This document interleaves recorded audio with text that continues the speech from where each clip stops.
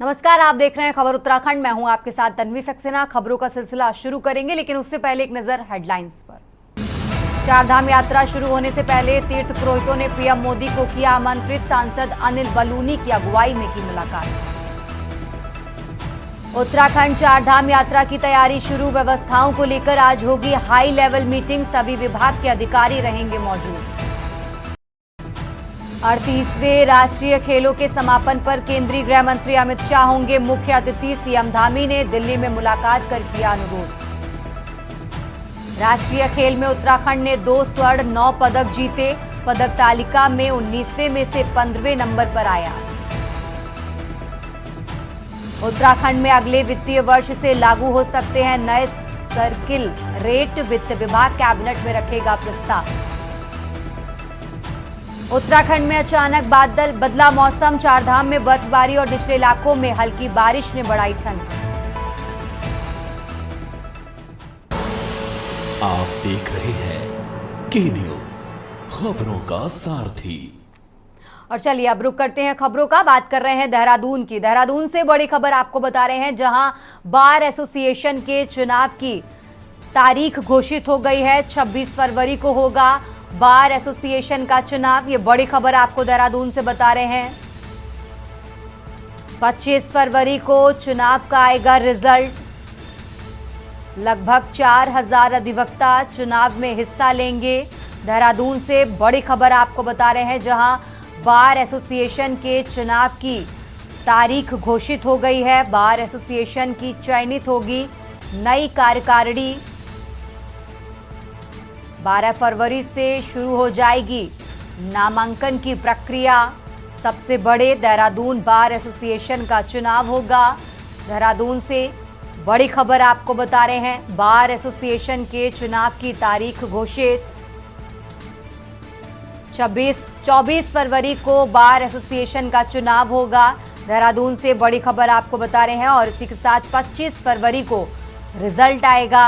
सबसे बड़े Dehradun bar association का चुनाव होगा। लगभग 4000 अधिवक्ता चुनाव में। बार एसोसिएशन के चुनाव की तारीख घोषित हो गई है। देहरादून से बड़ी खबर आपको बता रहे हैं, बार एसोसिएशन की चयनित होगी नई कार्यकारिणी।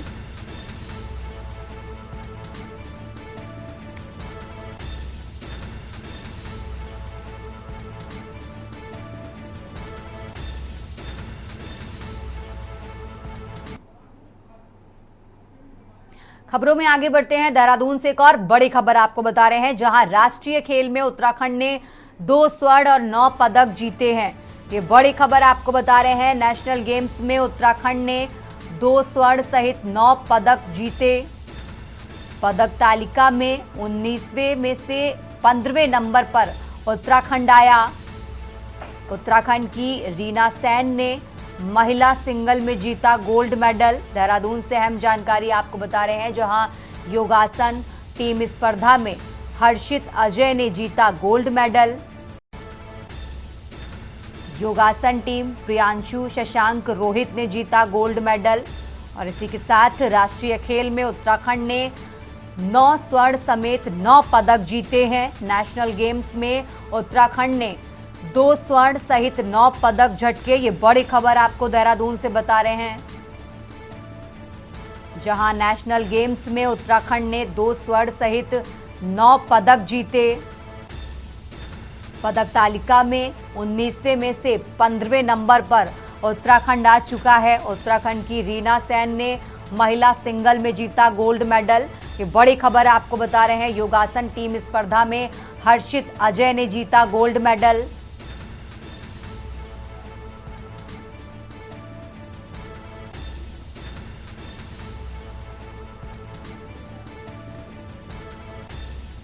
उत्तराखंड ने 2 स्वर्ण सहित 9 पदक जीते हैं। और इसी के साथ उत्तराखंड राष्ट्रीय खेल में उत्तराखंड ने 2 स्वर्ण समेत 9 पदक जीते हैं। ये बड़ी खबर आपको देहरादून से बता रहे हैं। और इसी खबर पर ज्यादा जानकारी के लिए हमारे साथ आशीष डोभाल जुड़ गए हैं। आशीष, इस तरीके से अब उत्तराखंड पदक तालिका में 19वें में से 15वें नंबर पर पहुंच गया है, क्योंकि 2 स्वर्ण पदक समेत 9 पदक उत्तराखंड ने अपने नाम कर लिए हैं। आशीष जी जी, जिस तरीके से मेजबानी उत्तराखंड कर रहा है राष्ट्रीय खेलों की, अभी तक काफी जो है उम्मीदें थी लोगों को gold medal, silver medal, bronze medal की। जहाँ तक पदक तालिका में अब काफी सुधार आया है। पहले जहाँ 19वें नंबर पे था, अब उत्तराखंड 15वें नंबर पे आ गया है। कल ही 2 गोल्ड मेडल जो है उत्तराखंड की मेजबान टीम ने जीता है। एक गोल्ड मेडल आपको बता दें कि रीना एन है, उन्होंने ओपन कैनोइंग महिला सिंगल में जीता है, और दूसरा योगासन टीम स्पर्धा में उत्तराखंड टीम से हर्षित, अजय, प्रियांशु और शशांक और रोहित की टीम ने गोल्ड मेडल जीता है। कहीं न कहीं अच्छा प्रदर्शन उत्तराखंड के खिलाड़ी राष्ट्रीय खेलों में कर रहे हैं। ठीक है आशीष, बहुत बहुत शुक्रिया आपका तमाम जानकारी दर्शकों तक पहुंचाने के लिए। और ये बड़ी खबर आपको देहरादून से बता रहे हैं, जहां उत्तराखंड ने 2 स्वर्ण समेत 9 पदक जीते और इसी के साथ पदक तालिका में उत्तराखंड 19वें में से 15वें नंबर पर पहुंच चुका है।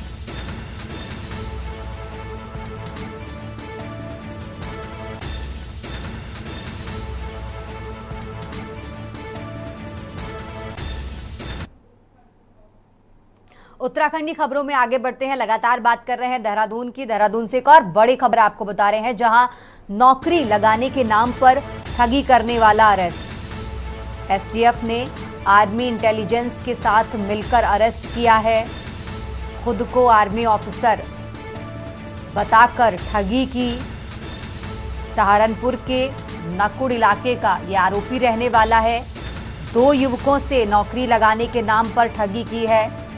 देहरादून से खबर आपको बता रहे हैं, जहां नौकरी लगवाने के नाम पर ठगी की।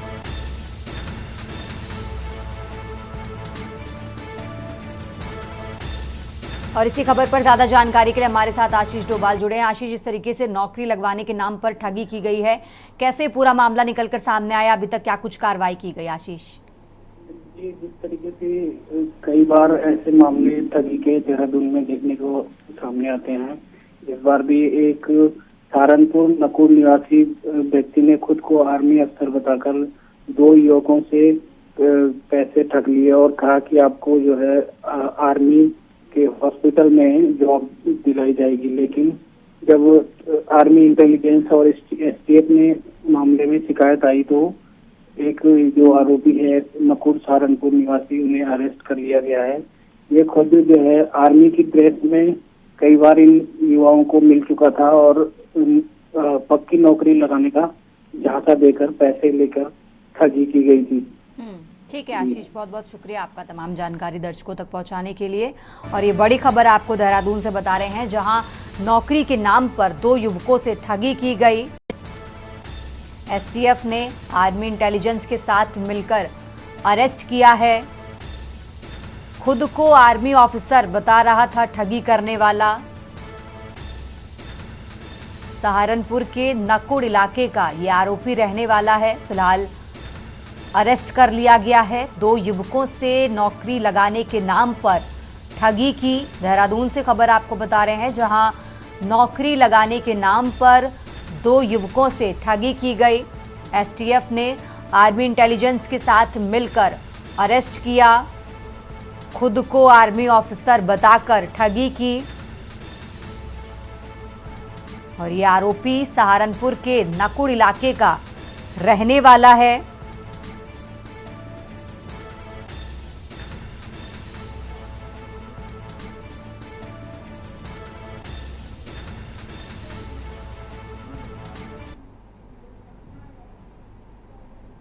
उत्तराखंड की खबरों में आगे बढ़ते हैं। अब बात कर रहे हैं लक्सर की। लक्सर से खबर आपको बता रहे हैं, जहां गुर्जर महापंचायत को लेकर पुलिस प्रशासन अलर्ट हुआ है। लंढौरा रंग महल जाने वाले रास्तों पर पुलिस का पहरा है। सभी चौक चौराहों पर बैरिकेड्स लगाए गए हैं। पर्याप्त संख्या में पुलिस बल तैनात किया गया। लक्सर से खबर आपको बता रहे हैं, जहां आज लंढौरा रंग महल में महापंचायत बुलाई गई और इसी को लेकर प्रशासन पूरी तरह से अलर्ट नजर आ रहा है। महापंचायत स्थगित के बाद भी पुलिस अलर्ट है। गुर्जर महापंचायत को लेकर पुलिस प्रशासन अलर्ट। लंढौरा रंग महल जाने वाले रास्तों पर पुलिस का पहरा।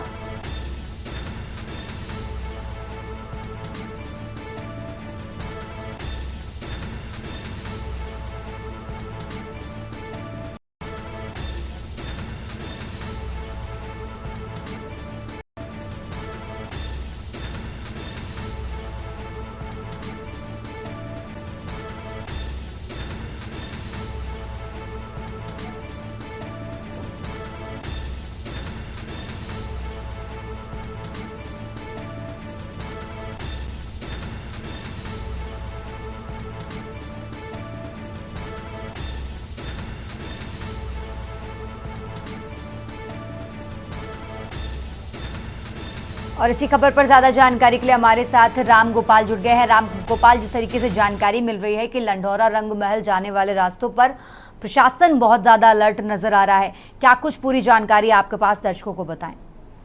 बिल्कुल, देखिए जो खानपुर से विधायक है उमेश कुमार और जो पूर्व में विधायक रहे हैं चैंपियन कुंवर प्रताप सिंह चैंपियन, उनके विवाद को लेकर के बाद जिस तरीके से समाज जो लोग हैं उन्होंने महापंचायत का ऐलान किया। हालांकि आज महापंचायत की जो ऐलान के बाद जो महापंचायत है वो स्थगित कर दी गई थी, लेकिन प्रशासन ने भी इसमें जो है एहतियात बरतने के तौर पर तमाम उत्तराखंड से सटे तमाम जितने भी बॉर्डर हैं उन पर जो पुलिस है और आईटीबीपी के जो जवान है वो तैनात कर दिए गए हैं। तमाम लिंक रोडों पर जो है पुलिस का पहरा है।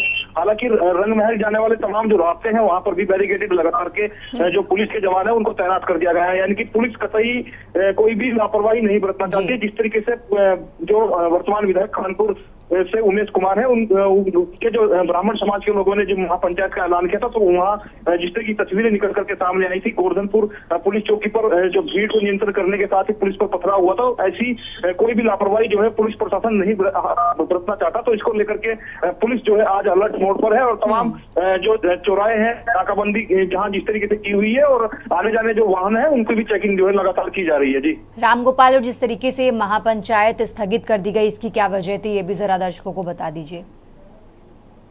देखिए तन्वी, जिस तरीके से पूर्व में जो विवाद चला है उस विवाद के बाद प्रशासन ने एक अपील भी की थी कि इस महापंचायत को लेकर के स्थगित कर दिया। हालांकि जो आयोजक थे इसके जो किसान नेता थे उनके द्वारा इस महापंचायत को स्थगित कर दिया गया था और ये हवाला दिया गया था जो खानपुर से पूर्व विधायक है कुंवर प्रताप सिंह चैंपियन, उनके द्वारा ही समाज के लोगों से अपील की गई है कि जो महापंचायत है उसको स्थगित कर दिया जाए, क्योंकि कानून को लेकर के एक हवाला दिया गया था कि कानून जो है उनकी तरफ से पूरी जो प्रक्रिया है वो अपनी प्रक्रिया चल रहा है। तो उसके जी ठीक है राम गोपाल, बहुत बहुत शुक्रिया आपका तमाम जानकारी दर्शकों तक पहुंचाने के लिए। और ये बड़ी खबर आपको लक्सर से बता रहे हैं, जहां आज लंढौरा रंग महल में महापंचायत बुलाई गई लेकिन ये स्थगित कर दी गई। उसके बावजूद भी पुलिस प्रशासन यहां पर पूरी तरह से अलर्ट मोड पर नजर आ रहा है। खबर उत्तराखंड में फिलहाल वक्त तो चला छोटे से ब्रेक का, जल्द हाजिर होंगे। आप देख रहे हैं के न्यूज, खबरों का सारथी। ब्रेक के बाद एक बार फिर से हाजिर है, रुक करते हैं खबरों का। बात कर रहे हैं विकासनगर की। विकासनगर से खबर आपको बता रहे हैं, जहां सहसपुर गोकशी मामले में मुठभेड़, पुलिस और आरोपी के बीच मुठभेड़ हुई है। विकासनगर से खबर आपको बता रहे हैं और मुठभेड़ में एक आरोपी घायल हुआ और दूसरा फरार हुआ। अस्पताल में घायल आरोपी से एसएसपी मिले। तिमली रेंज के जंगल में ये मुठभेड़ हुई। विकासनगर से खबर आपको बता रहे हैं, सहसपुर गोकशी मामले में मुठभेड़, पुलिस और आरोपी के बीच ये मुठभेड़ हुई है, जिसमें एक आरोपी के गोली लगी तो दूसरा आरोपी फरार हो गया है। विकासनगर से खबर आपको बता रहे हैं।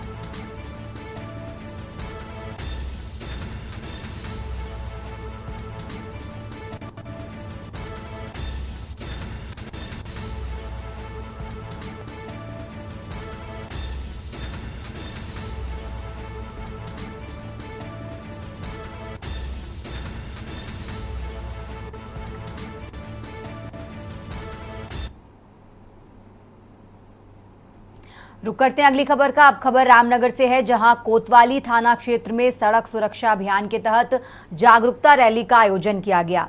जागरूकता रैली के तहत लोगों को यातायात के नियमों का पालन करने और पुलिस को सहयोग करने की अपील की गई। कोतवाल अरुण कुमार सैनी ने बताया कि सड़क सुरक्षा अभियान के तहत रैली का आयोजन किया गया। इस रैली में पुलिसकर्मियों के साथ स्थानीय लोगों ने भी बढ़ चढ़कर हिस्सा लिया। आगे कहा कि इस अभियान में 2 पहिया वाहन से हेलमेट का प्रयोग करने और कार सवार को सीट बेल्ट का प्रयोग करने के साथ ही वाहन चलाते समय मोबाइल का प्रयोग नहीं करने की अपील की गई।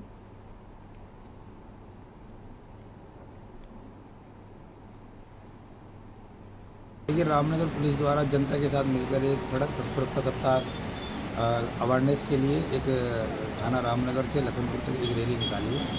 इसमें हमारे द्वारा बैनर्स के माध्यम से, होर्डिंग के माध्यम से और लोगों से वार्ता कर उनसे उनको जो सड़क पे यातायात के नियम हैं उनके प्रति जागरूक किया गया है। उनको हमारे द्वारा बताया गया है कि भाई आप ये यातायात नियमों का पालन करेंगे और सुरक्षित। खबरों में आगे बढ़ते हैं। खबर विकासनगर से है, जहां सहसपुर में गोकशी का मामला तूल पकड़ता जा रहा है।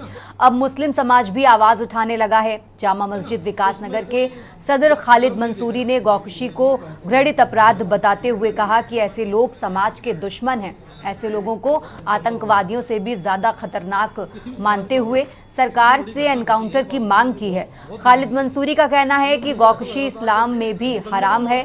जो लोग ऐसा करते हैं वे हिंदू मुस्लिम दोनों समाज के दुश्मन हैं। सरकार को इन पर कड़ी कार्रवाई करनी चाहिए। जरूरत पड़े तो एनकाउंटर भी किया जाना चाहिए। जो घटना घटी है, एक मुस्लिम समाज का प्रतिनिधि होने के नाते, विकासनगर जामा मस्जिद का अध्यक्ष होने के नाते आप है ना, उसमें कोई जाति धर्म नहीं देखा जाता। आज का जो है वो शायद किसी से छिपा नहीं है, बहुत बड़ा मुद्दा है। सहसपुर विधानसभा के अंदर 2 गाय को काट करके इसी खेत में फेंका गया है, जो कि बहुत गंभीर मुद्दा है। और मैं समझता हूँ आज जो क्षेत्र के अंदर हालात पैदा हुए, इससे पहले इस तरह का माहौल मैंने नहीं देखा। मैं इस पूरे मामले को देख करके आप सब लोगों को बुलाया, क्योंकि मैं विकासनगर जामा मस्जिद का अध्यक्ष भी हूं और मुस्लिम प्रतिनिधि होने के नाते आप सब लोग, आप सम्मानित लोगों को मैं यहां पे बुलाया। तो मैं यही कहना चाहूँगा कि आज जो मुद्दा है ये गोकशी वाला है, और जिस तरह से बर्बरता के साथ उन 2 गायों को काटा गया है, इसके अंदर एक दंगे जैसा माहौल पैदा हुआ। वो तो पुलिस की सक्रियता के चलते पुलिस ने समझाया बुझाया। खबर लालकुआं से है, जहां गौला नदी के सैकड़ों खनन वाहन स्वामियों ने गौला खनन मजदूर उत्थान समिति के बैनर तले बेरवी पड़ाव क्षेत्र में महापंचायत करते हुए स्टोन क्रैशरों द्वारा रेट निर्धारित करने की मांग को लेकर महापंचायत की। इस दौरान गौला खनन मजदूर उत्थान समिति के अध्यक्ष रमेश चंद्र जोशी ने कहा कि पूर्व में किए गए वादों के अनुरूप सरकार द्वारा खनन गेटों पर धर्मकांटे और सीसीटीवी कैमरे भी लगाए गए, लेकिन स्टोन क्रैशरों की नीतियों के विरोध में फिर से आंदोलन का रुख करना पड़ रहा है। पूर्व में प्रशासन के समक्ष स्टोन क्रैशर संचालकों से हुए समझौते में क्रैशरों ने 29 रुपए रेट निर्धारित करने के बावजूद 23 रुपए दिए। इस बार फिर से वही रेट दिए जा रहे हैं। जब हमारे रेट कम किए जा रहे हैं तो फिर जनता को भी इसका लाभ मिलना चाहिए।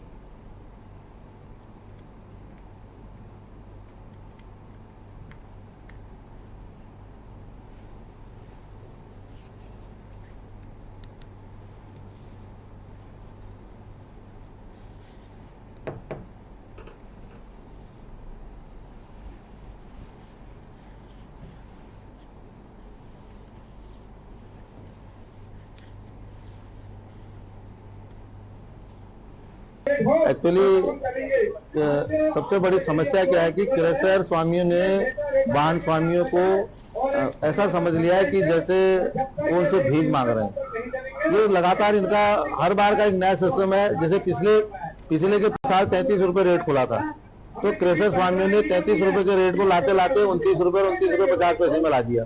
पिछली बार क्रैशर स्वामियों की ओर से एक पत्र हमें दिया गया, जिसमें उन्होंने कहा कि भाई हमारा जो आखिरी रेट होगा उस रेट पर हम रेट दे पाएंगे आप। इस बार जो है हमारे आंदोलन का कोई मूड नहीं था। सरकार हमारी हर मांगों को पूरे करते हुए जा रही थी। हमारे कांटे भी लग गए थे, सीसीटीवी कैमरे भी लग गए थे, लेकिन लास्ट में जो स्टोन क्रैशर की जो नीति है वो सही नहीं हो पाने के कारण हमें फिर आंदोलन करना पड़ रहा है, फिर हमें इस महापंचायत को करना पड़ रहा है, क्योंकि स्टोन क्रेशर हमें उचित रेट नहीं दे पा।